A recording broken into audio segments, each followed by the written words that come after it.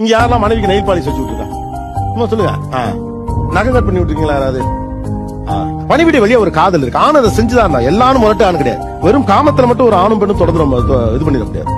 அதுல வந்து பணிவிடைகள் வழியா ஒரு 2 பேருக்குமே. அதனால இவங்க இன்னும் என்ன சொன்னாங்க, நான் 1.5 வருஷம் உடம்பு சரியில்லாம படுத்தப்ப என் வீட்டுக்காரர் குழந்தை மாதிரி பாத்துக்கிட்டாரு.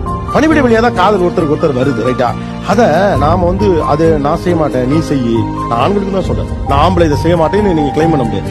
அப்ப பணிவிடைகளை நம்ம கீழே பார்க்க முடியாது. அது ஆண் பெண்ணுக்கு செய்யறதா இருக்கலாம், பெண் ஆணுக்கு செய்யறதா இருக்கலாம். இப்ப உங்க கணவரே என்னென்னமோ போடுற, என்னென்னமோ பண்ணி எனக்கு பண்ணிவிட அப்படின்னு வரான்னு வச்சுக்கல, நீங்க பண்ணி விடுங்க மாட்டீங்க? பண்ணி விடுவீங்கல்ல. நீங்க அவருக்கு வந்து ஏதாவது மாய்ஸ்சரைசர் போட்டு விட, அவர் உங்களுக்கு ஏதாவது இருந்தா இந்த கிரீமை போட்டுக்க அப்படி போட்டு விட, என்னப்பா அப்படியே வெக்கம் அப்படியே இதான் நடக்குதா? நான் எதனா போட்டுட்டு இருந்தேன்னா வந்து அழகா உட்கார்ந்து பாரு அம்மாமோ இந்த மாதிரி இருக்கு கொஞ்சம் டார்க்கா, நீ ஏதோ போட்டு மறைக்கிறல கன்சீலர், அதை கொஞ்சம் இங்க போட்டு மறைச்சு விட. நீங்க சொன்ன மாதிரி அது ஒரு மீ டைம் மாதிரி எங்களோட அந்த ஒரு பர்சனல் டைம் வந்து கிடைக்குது.